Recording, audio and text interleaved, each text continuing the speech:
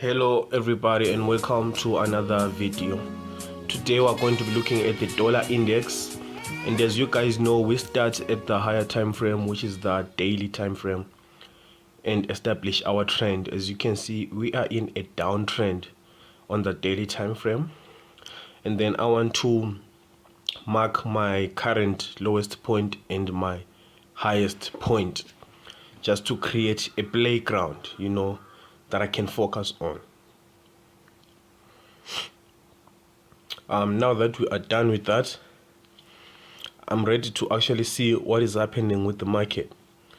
As we can see, the market is downtrending for the most part in the bigger time frames. And now I want to go to the 4-hour.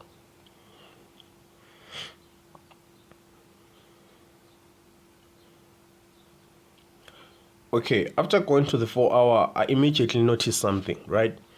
I immediately noticed that the market had been downtrending for a very long time. It had been going down for a very long time.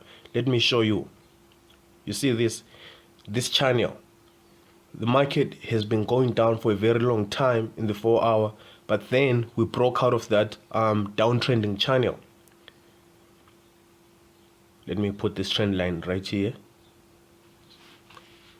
I use trend lines for a visual representation of what is happening.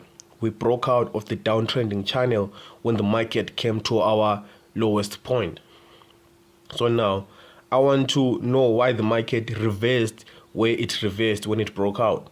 As you can see, we do have a supply area where the market turned back. Guys, the market can't just turn from nowhere. So when the market turns, usually something is happening, right? As you can see, the market broke out of the downtrending channel, but then it turned when it came to a certain area. That certain area is a supply. There's liquidity, so it makes it a supply. It makes it a very strong area of selling. So the market turned when it came to that area, and after it turned, it started going down.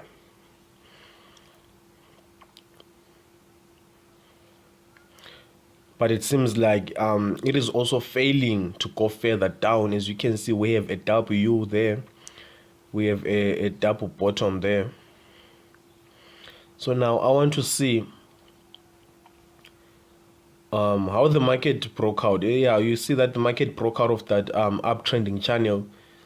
It's a smaller channel. Let's use trend lines to actually see the channel that I'm talking about. As you can see, when the market came to that supply, it broke out and started going down.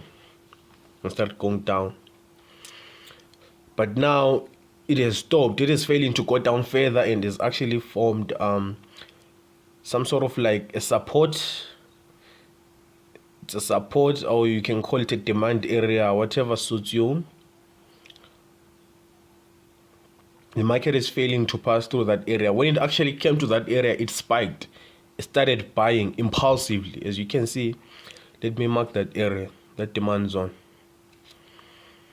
So demand and supply, guys, you need to be wary of these areas.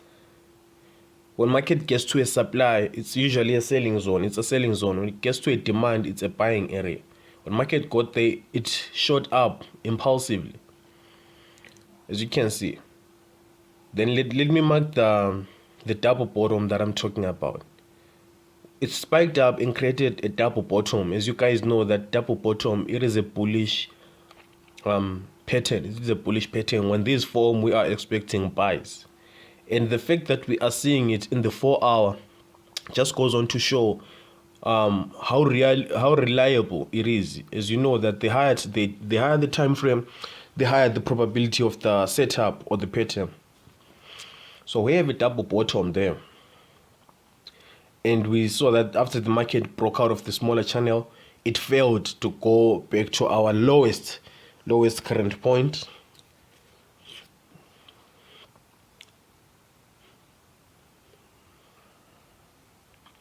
It failed to go to our lowest current point, created a double bottom, and impulsively went up. So let's go to the 1-hour to actually see what is happening. Okay, this is so perfect. This is beautiful, guys. As you can see on the 1 hour, the double bottom is so much clear.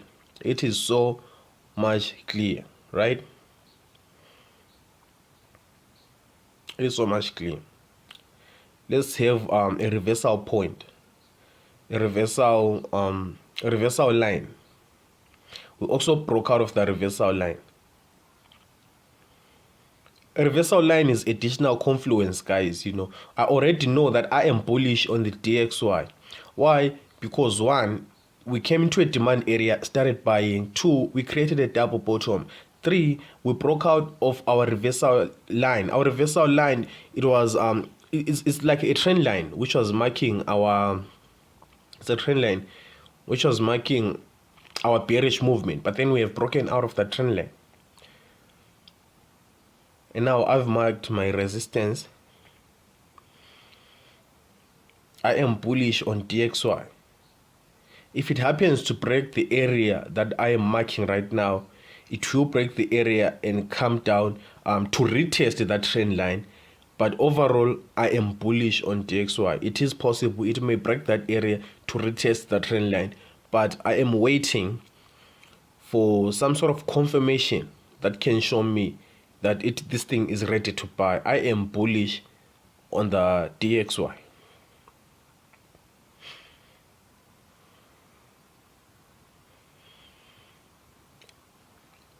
We have the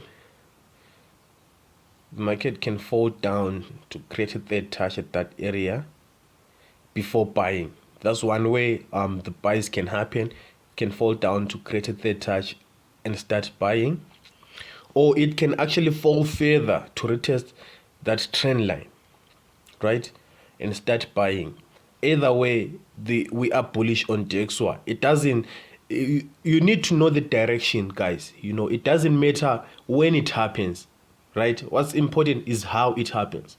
Now I know I am bullish on the DXY. So when the market opens, what I'm looking for confirmation, right? Right now I've done my analysis. I know the dollar will buy. When the market opens, I'm looking for confirmation, right? The market can start buying where it is, but since it's a new